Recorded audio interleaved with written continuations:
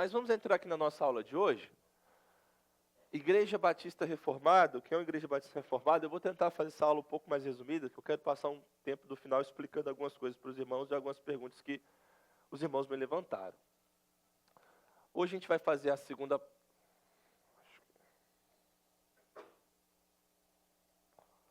Hoje nós vamos fazer a segunda parte e nós estamos trabalhando a seguinte pergunta: o que é ser reformado? É isso que nós estamos vendo. A gente viu na semana passada, eu vou fazer uma breve revisão aqui, que ser reformado é muito mais do que os solas, né, ou aquilo que provém da reforma, é muito mais do que ser tradicional, é muito mais do que falar de cosmovisão, é muito mais do que os 5 pontos do calvinismo, né, os 5 pontos de Dort, ou é muito mais do que movimentos neopuritanos. Essas definições não abrangem o que é toda a teologia reformada. Existia uma variedade de representantes na história, a gente viu isso, lembra? Eu trouxe aqui 3 nomes, Edwards, Whitefield e o Spurgeon, que são de denominações diferentes, mas que tinham muito em comum em sua teologia, estão dentro da tradição reformada. Então, não daria para simplesmente chegar aqui e falar, você fazer parte dessa igreja, então você é o puro suco da tradição reformada.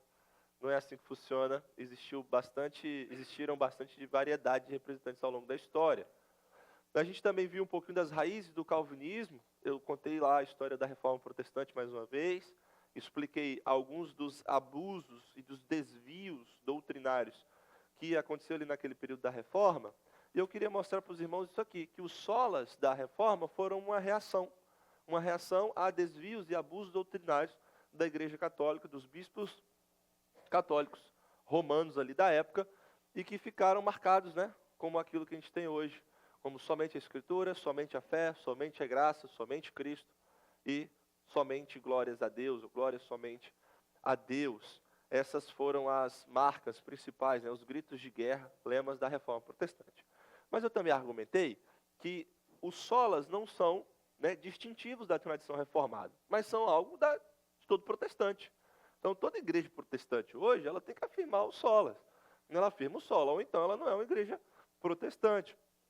Então, eu avancei um pouquinho mostrando também a propagação da fé reformada, que a partir daquele momento ali da reforma, começou a ser difundida. Contei a história lá do colóquio de Marburgo, em 1529, no rompimento de Lutero e Zwinglio.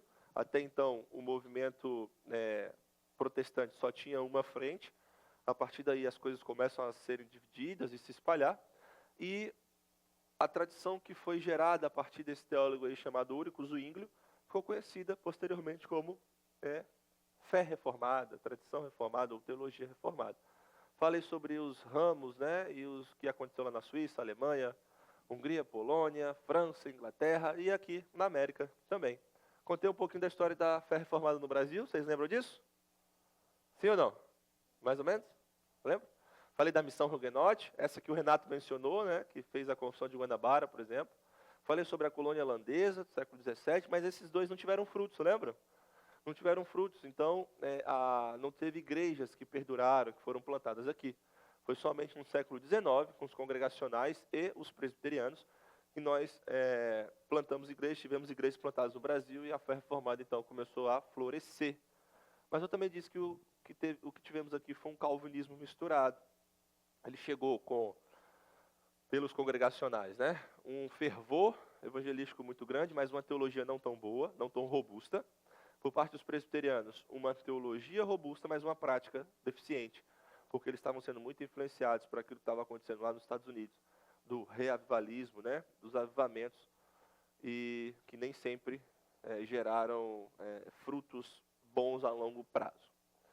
Eu também mostrei que tem um despertar da teologia reformada no século XXI, com boa literatura, conferências, mídia, seminários, cursos de escola sendo criadas.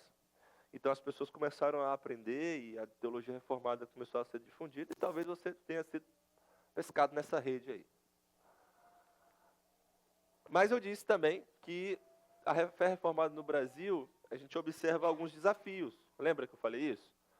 Né? O interesse pela fé reformada no Brasil não está sendo acompanhado pelo interesse de igrejas reformadas. E isso é um problema. Por quê? Porque a fé que não está estruturada numa igreja, uma igreja saudável, que não está plantada firmemente ali, ela não perdura. Né? Quando aquela geração morre, a tendência é que as coisas vão se esfriando e com o passar do tempo, isso pode se arrefecer. Então, a gente tem desafios, né, com relação à teologia reformada no Brasil. Esse desafio aí, né, enfrentar esse problema da desconexão entre fé e instituição. Com certeza a gente conhece muitas pessoas, né, que falam assim, não, eu creio na teologia reformada, eu sou reformado, mas não está numa igreja reformada, e talvez não se preocupa tanto com isso. Tem também a questão da mídia, que acabou se tornando substituta de conteúdo teológico. Aí a pessoa, ela considera, né, ela aceita ouvir uma doutrina ruim no domingo, no púlpito, porque ela tem o YouTube. E sim, o YouTube é uma bênção, se a gente souber usar. Mas tem gente que está substituindo, né? E tem os pastores de internet, né? A pessoa deixa a sua igreja local, a instrução da sua igreja local, segue o conselho de pessoas que ela nem conhece. Então, isso acaba sendo um problema.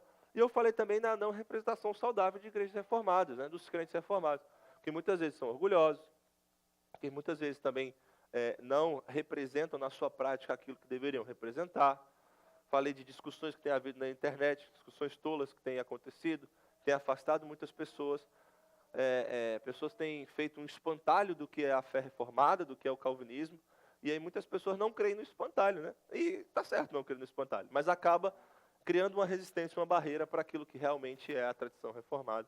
Esses são problemas que a gente tem que enfrentar, eu comento mais sobre isso no final. Ok? Revisão feita? Todo mundo está aí? Então, beleza. Então, hoje eu vou continuar do ponto que eu parei, que são tentativas de resumo da fé reformada. A gente viu tudo isso aqui, mas aí você vira e faz a pergunta, tá bom, pastor, mas o que é ser reformado então, que você está falando? O que é a tradição reformada? Aí eu vou apontar aqui para vocês 3 homens, 3 teólogos, pastores, que tentaram resumir a fé reformada, tá? Então eu quero que vocês deem uma olhadinha, no final eu vou fazer um comentário, mas preste bastante atenção como eles tentaram resumir, como eles tentaram trazer um panorama geral do que é a tradição reformada. Primeiro, Sproul, R.C. Sproul, ele disse que a fé reformada, ela se resume em 5 pontos, que são esses aí. Primeiro, ela é uma fé centrada em Deus, ou seja, ela é teocêntrica. Ela é baseada somente na palavra de Deus, ou seja, no sola escritura. Ela é comprometida somente com a fé, a justificação pela fé somente. Ela é dedicada somente a Cristo Jesus, ou seja, a teologia reformada é muito cristocêntrica. E por fim, ela é estruturada por 3 alianças. A aliança como estrutura arquitetônica da Bíblia. Então o Sproul disse o seguinte, olha, eu olhei para a tradição reformada na história e eu levantei dos 5 principais pontos que eu acho que resumem a tradição reformada, e esses foram os pontos. Esses pontos são úteis, sim ou não? Sim. Olha, presta atenção, esses pontos são úteis. Mas esses pontos são abrangentes, completos em todas as coisas? Não. Existe algum local de abrangência maior? Eu vou argumentar que sim.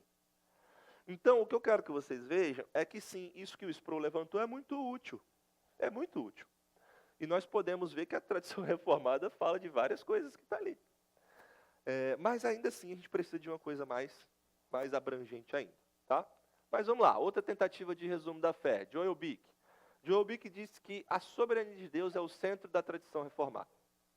Que a soberania de Deus, a doutrina da soberania de Deus, é a grande doutrina, né, da tradição reformada, né, a majestade, essa soberania, o Deus fazer o que Ele quer, na hora que Ele quer, em todas as coisas, na criação, na salvação, tudo isso.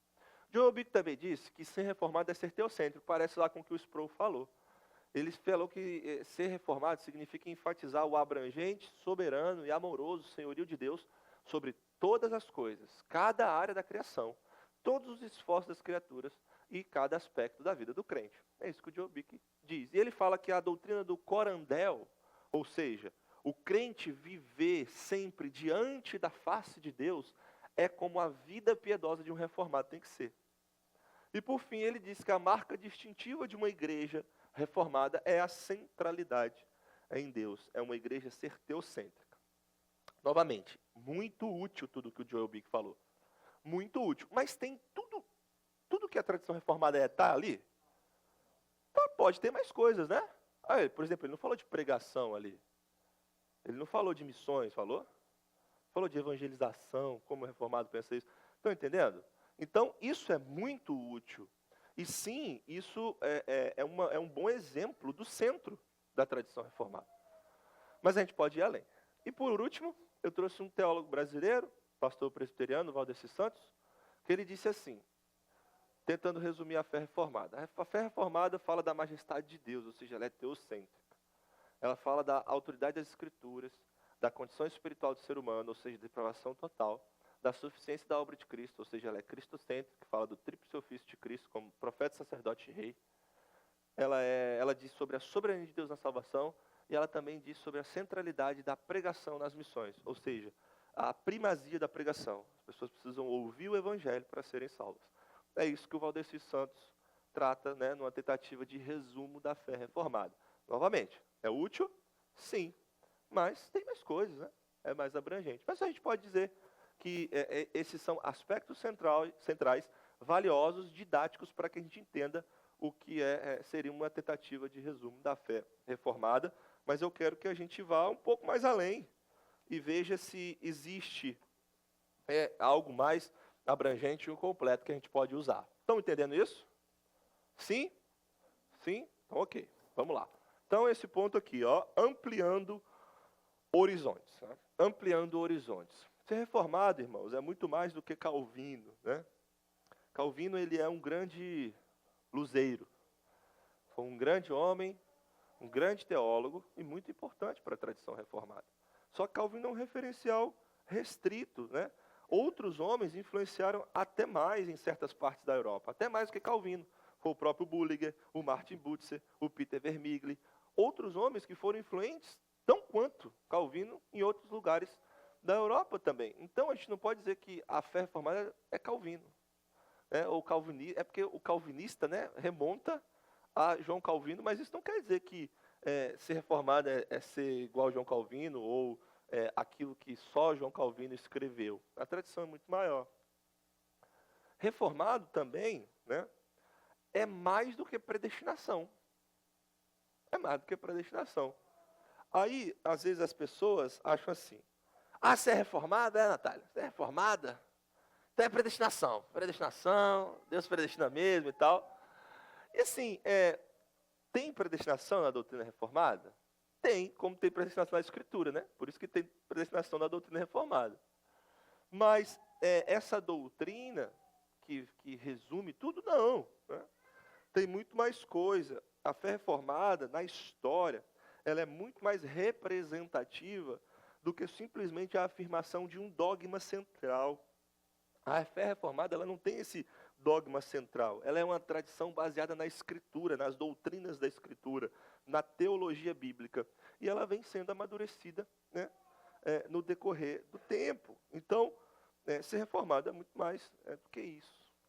Ser reformado também é muito mais do que os 5 pontos. Eu falei isso lá no início, vou repetir aqui. Não é apenas soteriologia, a tradição reformada. E as pessoas têm dificuldade de entender isso, às vezes. Presta atenção, a tradição reformada não é só soteriologia. Ela tem muito mais coisas. O reformado, ele não pensa só na salvação. Sim, a salvação é central. O jeito que nós entendemos a salvação é muito importante. Sim, é muito importante. Mas o reformado, ele pensa sobre adoração. Ele pensa sobre o culto. Ele pensa sobre louvor. Ele pensa sobre pregação, missões. Ele pensa sobre igreja local. Ele pensa sobre envolvimento na criação, envolvimento no mundo. Então, não é só 5 pontos, mas sim, o reformado precisa, né, confessar os 5 pontos. O tulip é algo muito novo. A primeira referência do tulip na história é em 1913. Ou seja, 100 anos. 100 anos. Lá atrás, né, nem João Calvino falava do tulip. Sim, ele falava das doutrinas, mas isso foi sistematizado e colocado naquele acróstico, o tulip, né, depravação total, expiação limitada, eleição condicional, graça irresistível e perseverança dos santos, só em 1913, a primeira aparição. Então é por isso que eu estou dizendo que a gente precisa pensar mais amplamente na tradição. O William Perkins, um teólogo reformado, ele usava uma palavra que é a seguinte, ele falava assim: nós precisamos entender o que é o católico reformado. E sim, se você está aqui na nossa EBD desde o começo do ano, você já não tem mais problema com essa palavra, né? A gente já aprendeu o que é o católico, de fato, o que é a fé católica, né? Então, William Perkins, ele dizia que a gente precisa compreender o que é o católico reformado. E por que ele dizia isso? Porque ele estava buscando, né, contemplar uma tradição muito mais abrangente do que um só autor, do que um só pregador, do que um só teólogo. Ele buscava apontar uma fé calcada com uma história anterior, com inúmeras referências. O Pierre Viret também fala desse aspecto de catolicidade reformada, e é isso que nós estamos buscando aqui. O que nos une? Essa é a pergunta. O que une uma grande gama de reformados na história? O que une igrejas reformadas? O que é católico, né? Universal, unificado para todos, em todas as épocas. Essa é a busca. E esse tema ele tem sido recorrente na literatura que nós vemos sendo publicada hoje em dia.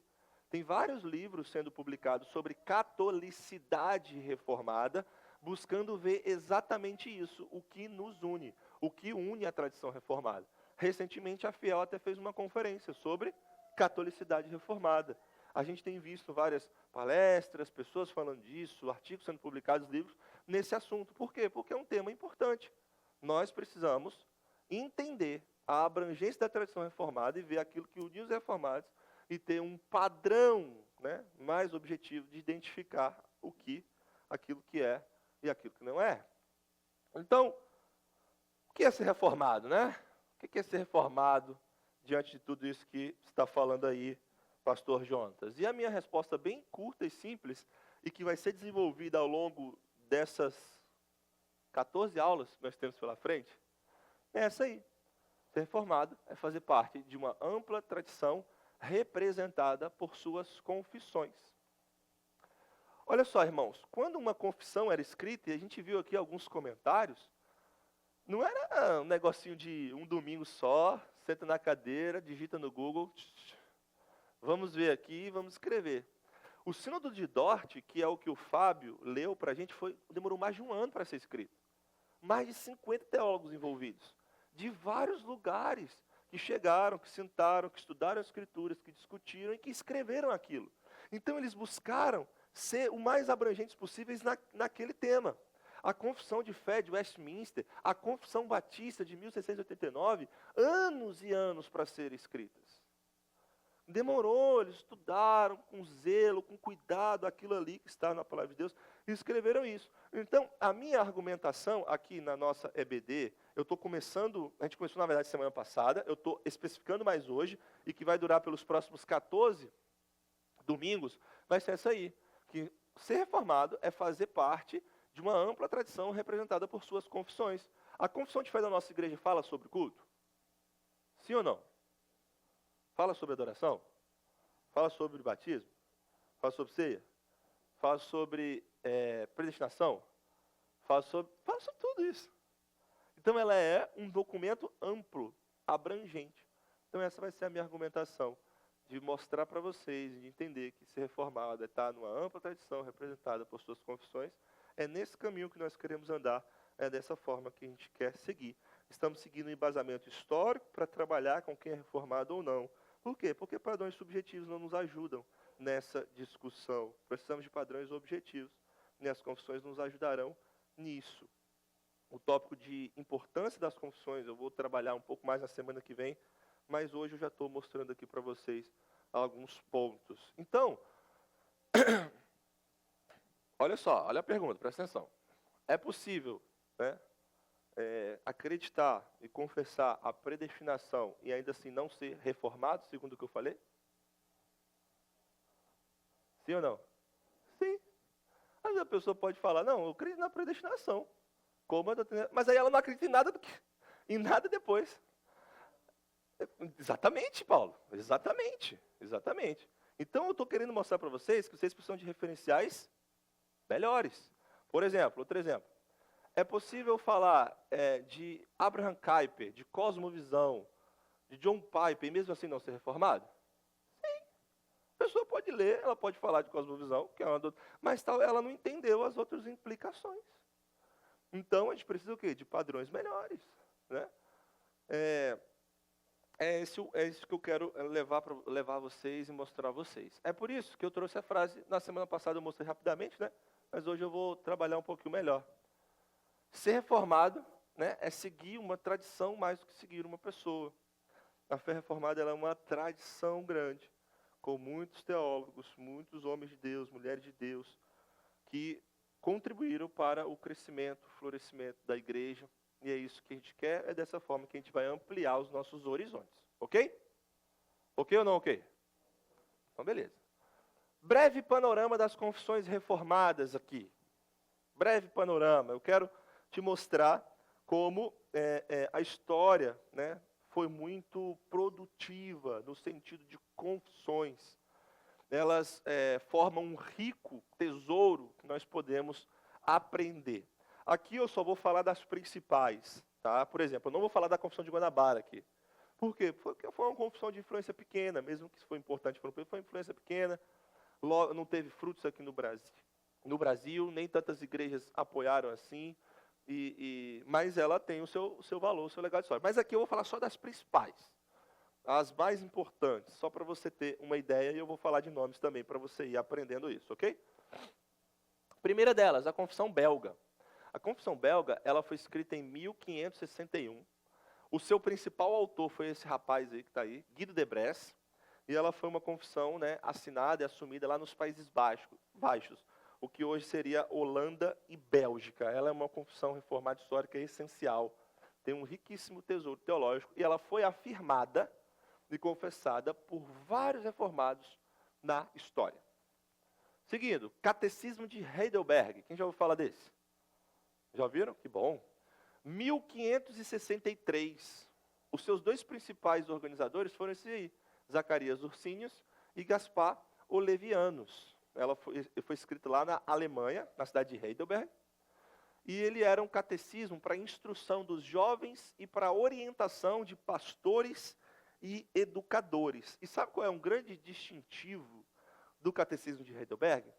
É que o catecismo de Heidelberg ele tem um poder e uma beleza muito, muito peculiar. Ele é descrito como um catecismo mais de conteúdo espiritual do que dogmático, apresentando as doutrinas com clareza e ternura. Então, se na confissão belga você vai ser mais sistemático, mais dogmático, vai ter assim, predestinação soberania de Deus no catecismo de Heidelberg, a gente vai ver um cunho mais devocional, uma linguagem mais visando alcançar o coração. Isso é muito legal, isso é muito legal. Então vale muito a pena também a gente aprender um pouquinho sobre isso. Segunda Confissão Helvética, também é um documento assinado, né, e reconhecido por vários reformados na história. Foi feito lá em 1566. Seu principal autor foi o Bullinger, o Erich Bullinger, lá na Suíça. E ele é conhecido como um manual compacto de teologia reformada. Então, se você quer um resumo do que a tradição reformada seria para a segunda confissão helvética, e ali você ia ter uma coisa resumida, bem compacta, mas também de grande valor. E foi assumido por várias igrejas na história. Cânones de Dort, que foi o que o Fábio trouxe para a gente. Foi escrito de 1618 a 1619, lá na Holanda. E ele trata da soteriologia calvinista. Esse é o grande tema de Dort. Então, Dort não vai falar sobre adoração, sobre culto, sobre igreja. Dort não vai falar sobre teologia bíblica ou coisa desse tipo. Dort vai falar sobre soteriologia, como funciona a salvação. Esse é o grande tema de Dort. Também é algo importantíssimo, né? Uma confissão importante da tradição. Confissão de Fé de Westminster, de 1647, escrita na Inglaterra. Esse é um dos documentos mais influentes da época pós-reforma da igreja cristã. É uma das confissões mais importantes da história, um dos documentos mais importantes da história, com um rigor teológico, exegético, doutrinário, prático muito grande e uma abrangência muito grande também. Então, na Assembleia de Westminster, tinha não sei quantos delegados, não sei quantos teólogos, e por muito tempo eles estavam ali se debruçando para escrever o que ficou conhecido como a Confissão de Fé de Westminster. Essa é a confissão de fé da Igreja Presbiteriana do Brasil.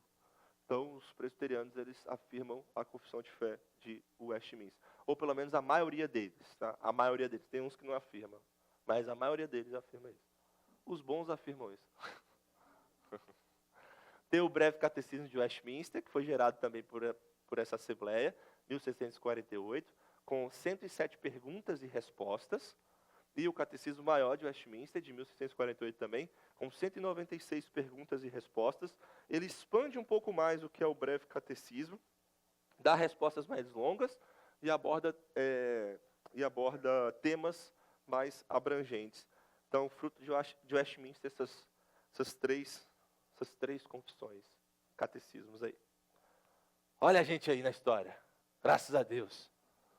Confissão de Fé Batista de Londres, eu coloquei ali de 1677 e 1689, porque a primeira redação foi em 1677, primeira redação. Aí teve uma segunda, uma revisão, um aprofundamento e... Alguém está... Assim. Não, é porque em 1644 foi um documento, eles começaram a esboçar a confissão, ela era muito pequena ainda, mas só em 1677 que eles publicaram e divulgaram. Teve uma intensa perseguição e essa confissão só veio ser referencial para as igrejas em 1677. Por isso que eu coloquei ali 1677. Mas sim, já começou um esboço em 1644. Mas a publicação, a primeira, só foi em 77, oficial. Tá?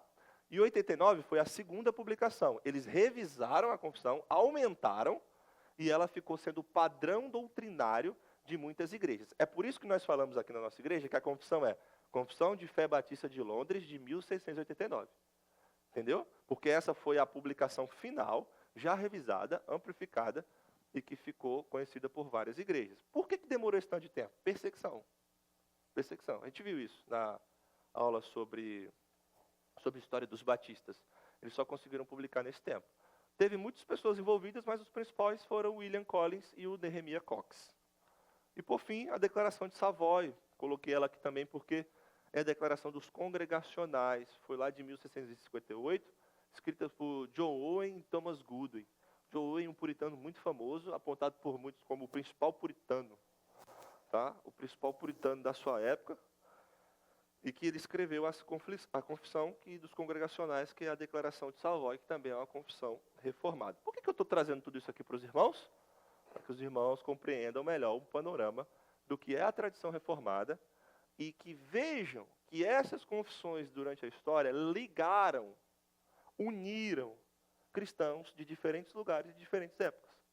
Então, olha que interessante. Nós hoje leremos no nosso culto a Confissão de Fé Batista de Londres de 1689. 400 anos. 400 anos de história. Irmãos nossos leram isso lá atrás e a gente vai ler hoje. É isso que eu estou dizendo de um referencial abrangente. Ok? Compreendendo isso? Beleza. Distintivos reformados na história através das doutrinas. A gente falou sobre confissões, né? Mas como que seria se a gente falasse de doutrinas? E todas essas doutrinas a gente vai trabalhar no nosso curso, no nosso módulo de agora. Os reformados sempre falaram sobre a sola escritura, mas não só sobre o sola escritura, desenvolveram mais. Desenvolveram sobre a analogia da fé, o testemunho interno do Espírito. Eu já mencionei aqui alguma vez, quem lembra? O que é a analogia da fé?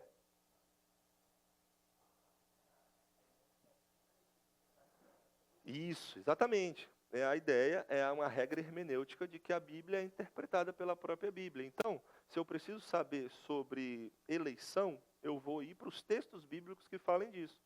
Se um texto bíblico parece que vai de contra outro texto bíblico, eu vou utilizar outra porção da Escritura para tentar entender e compreender essas nuances antes de fazer qualquer coisa. Então, isso foi desenvolvido pela teologia reformada, né, esse princípio. Testemunho interno do Espírito também, a ideia de que é o Espírito Santo que testifica em nossos corações aquilo que nós estamos lendo na Escritura, da revelação da verdade. Que é o Espírito Santo que ilumina os nossos corações. Que é o Espírito Santo que nos leva, que nos guia a toda a verdade. Essa conexão da Escritura com a obra do Espírito Santo hoje foi algo muito, muito legal e um distintivo desenvolvido também. Os reformados também falaram sobre lei e evangelho, a gente vai ver isso. Os 3 usos da lei de Deus é algo peculiar e distintivo da tradição reformada? Quem sabe me dizer algo sobre isso? Os 3 usos da lei de Deus. Quem sabe? Vai lá, fala aí. Moral. Então, isso aí seria uma divisão do que nós temos da lei, do Antigo Testamento. Aqui eu estou falando usos. Assim, como elas são usadas. Vou dar um exemplo. A lei, ela mostra que nós somos pecadores, não mostra? Então, um dos usos da lei é apontar o pecado e nos mostrar que nós precisamos de um Salvador. Esse é um dos usos. E os outros 2? Eu queria que você falasse só no final, cara. Não era para falar agora, mas está certo. Conhecer a vontade de Deus. E o outro uso é um uso mais de ordem social e de manutenção da justiça. Então, deixa eu organizar para vocês. Os reformados, durante a história, eles têm mostrado a lei de 3 formas. A primeira delas, a lei ela serve para assegurar a justiça e manter a ordem. Tá? Segundo, a lei ela mostra que somos pecadores e ela nos aponta a necessidade de um Salvador. E terceiro, e isso é o distintivo da fé reformada, ela nos ajuda a conhecer a vontade de Deus. Ou seja, a lei é vida para o crente. No crente ele não busca a lei para se salvar. A lei nunca foi dada com esse propósito. Um crente, ele vai para a lei, ele estuda a lei, ele vê os mandamentos para conhecer a vontade de Deus. Para ver como Deus quer que a gente trate o próximo, para ver como Deus quer que nós obedeçamos. Por isso que a lei não é um problema para nós. E isso foi um desenvolvimento distintivo da tradição reformada. A gente vai estudar isso mais à frente. Piedade fervorosa e robusta, profunda e em chamas. Essa ideia de que reformado é frio, de que reformado é alguém insensível, isso não é verdade se nós olharmos para a história. Vários homens de Deus que eram fervorosos na oração, fervorosos na evangelização, fervorosos em missões, fervorosos na pregação e que dão um testemunho para a gente muito rico de que a tradição reformada não é só teologia, mas é prática viva também. Isso é muito importante. Porque tem gente hoje que diz, não, esse negócio de oração, esse negócio de reformado não faz isso. Como assim não faz? É só você olhar para a história, você olhar para as confissões, você olhar para os documentos e você vai ver, né? Você vai ter um rico testemunho. Teologia, o conceito da aliança, esse é um distintivo da tradição reformada. Os reformados entendem que o pacto amarra toda a revelação de Deus. O pacto, a aliança de Deus, amarra toda a revelação e a forma com que Deus se relaciona com o ser humano. Então, aprenderemos disso mais à frente. O legado exegético, uma hermenêutica cristocêntrica, sempre interpretando o texto em seu contexto, mostrando a visão dos leitores originais, mas também mostrando como aquilo diz respeito à obra de Cristo, à pessoa de Cristo. Essa é muito importante também. Teologia bíblica, fazer uma teologia bíblica, mostrando as diferentes etapas em que a revelação tem progredido, no caso, começando lá no Gênesis, vindo pelo Pentateuco, vindo pelos reis, pelos profetas, chegando no Novo Testamento, apontando momentos essenciais durante a história. Por exemplo, a gente vê o tema de reino, o tema da terra, o tema da sucessão davídica e outros sendo desenvolvidos na Escritura. Então, fazer uma teologia que engloba tudo isso, em que esteja conectada sempre com o Antigo Testamento e com o Novo Testamento, é uma coisa que os reformados também fizeram.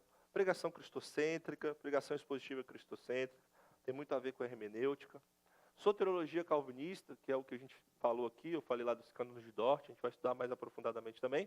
E adoração, princípio regulador do culto, canto congregacional, como tudo isso interfere na prática, na adoração da igreja. Então, esses distintivos foram afirmados na história, são doutrinas importantes, desenvolvimentos importantes, que nós vamos ver no curso, e o que eu quero que você tenha isso em mente, porque a gente vai estudar tudo isso. Tudo isso a gente vai aprofundar um pouquinho. Ok? Então tá bom. Tarefa de vocês para a semana que vem é pesquisar, escolher um e pesquisar um pouco sobre algum dos homens de Deus citados na aula e trazer um comentário na próxima semana. Pega alguém que você não conhecia. Você conhecia o Gaspar Levianos? Conhecia ele? Não? Então pega sobre ele, vai lá, ele escreve alguma coisa. Pega alguém que você não conhecia, vê de onde que ele é, o que ele fez. os livros que ele escreveu, e você traz na próxima aula, ok? Ok, então.